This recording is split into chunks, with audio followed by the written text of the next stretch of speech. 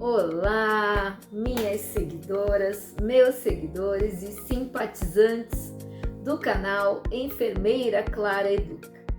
Dando sequência na série Quer fazer mestrado na USP? Vem comigo? Hoje eu vou falar para vocês sobre a prova de conhecimentos específicos. Bom, prova, pelo próprio nome, já assusta, mas se você estiver bem preparado, com certeza você aumenta as suas chances de passar. Muito bem, nos vídeos anteriores eu disse como estudar para essa prova, o que facilita bem estudar sobre as referências bibliográficas que estão no edital para que você tenha sucesso. Então, é importante que você leia os livros, faça resumos, escrevam as citações e até mesmo decorem algumas citações, para que no dia da prova você tenha argumentação sobre o que você vai escrever. Muito bem, agora você provavelmente já está preparado, fez toda essa lição de casa, homework, e agora você chegou no dia da prova.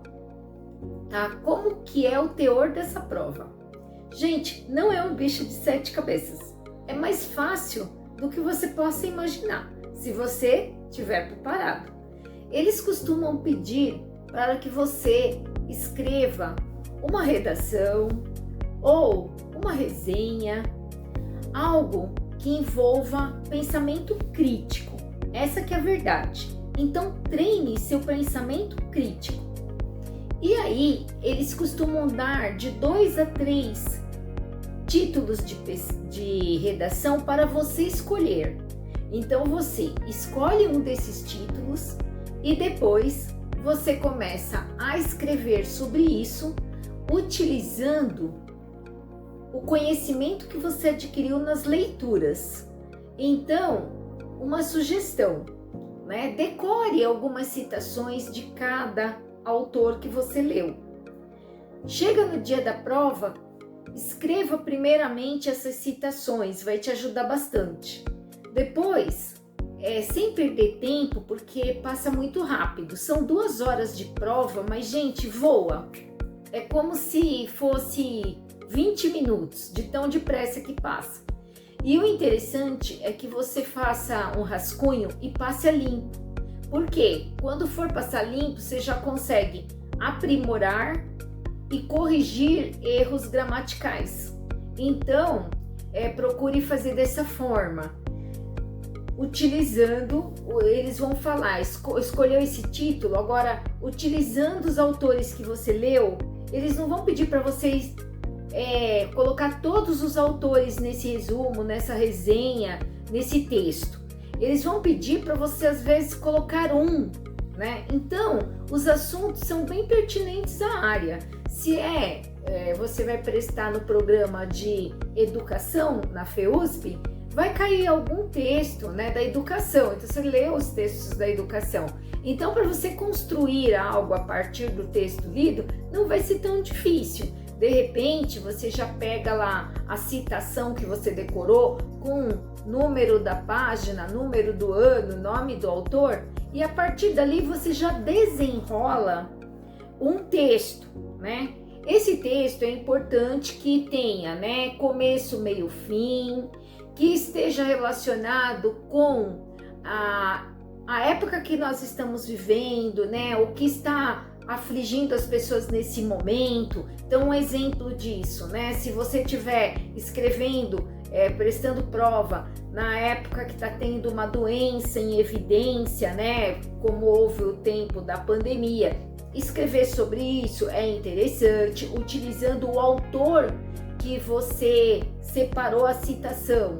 Ou ainda, né? Pode ser sobre alguma guerra que está acontecendo, então também colocar sobre isso. Geralmente é um assunto que seja do momento, que mostre que você está entendendo o que está acontecendo no Brasil e no mundo. Tá? Então, de repente algo pode ser até político mesmo, a sua visão alicerçada nesse autor que você leu. Por que eles nos pedem isso? Por que eles nos dão uma folha de papel ao maço para a gente fazer isso? Porque a equipe de professores que vai avaliar o que você escreveu, eles estarão avaliando a sua caligrafia, a sua ortografia, a capacidade que você teve de ler aquele autor e trazer no texto, né, um apanhado dessas ideias de maneira crítica, a favor, contra, com argumentação. Por quê? É isso que você vai fazer também na sua dissertação. E eles precisam ver se você tem esse know-how, né, essa capacidade de escrever, de falar sobre um assunto que você leu um autor e agora consegue falar sobre ele. Isso é de grande valia, é muito importante. Então, essa prova, ela acontece dessa maneira. E aí é importante que antes, né, de completar as 2 horas, você consiga passar a limpo. Eles costumam oferecer várias folhas para que você possa passar a limpo, escrever, deixar uma caligrafia adequada.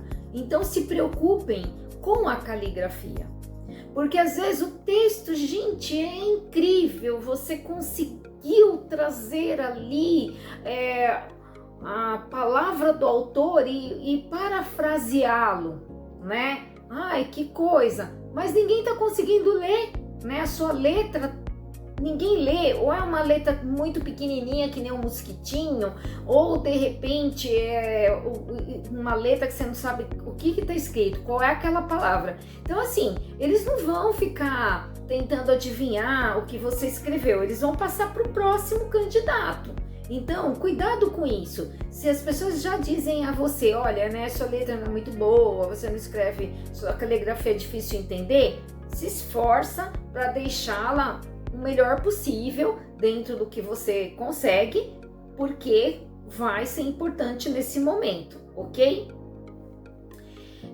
Então a prova nada além disso, tá bom, gente? Então estudem dessa maneira, leiam com atenção cada livro, cada texto, façam um resumo, coloque as palavras-chave,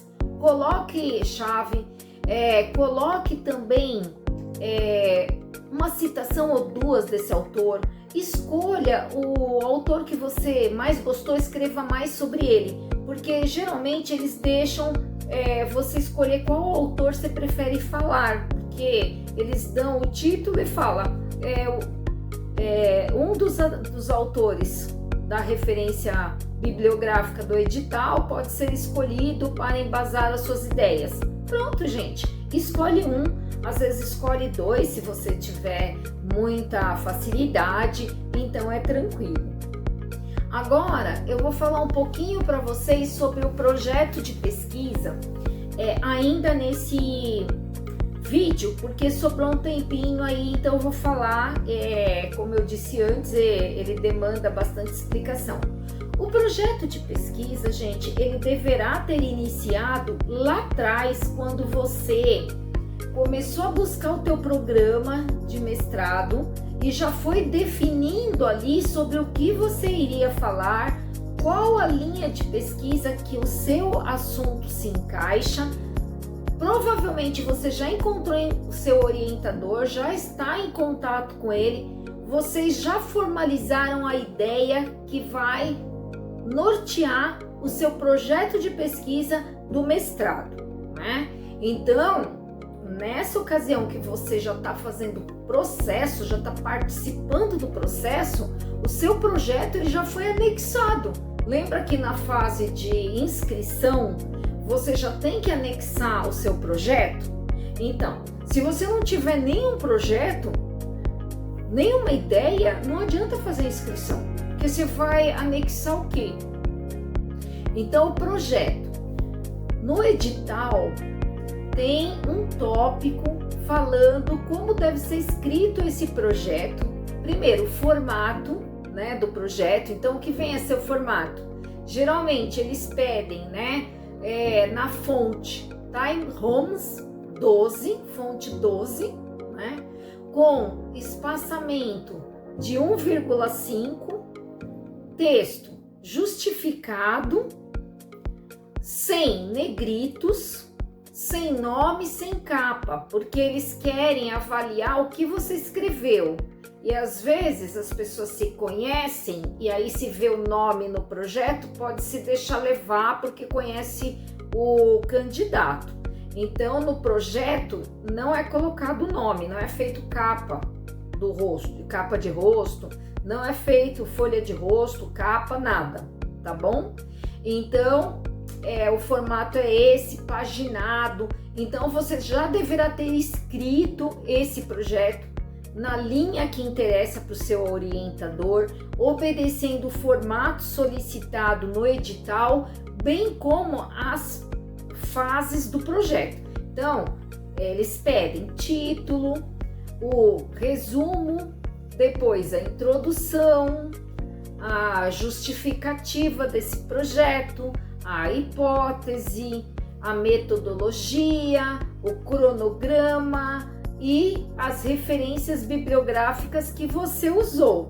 Então, se você tem um projeto assim e formatado, ok, confira ou peça para alguém conferir a parte de ortografia e gramática, porque veja, né? Se tiver muitos erros, os professores que fazem a correção não vão aprovar, ou você vai ficar com uma nota muito baixa, né? E a nota para aprovação é acima de 7.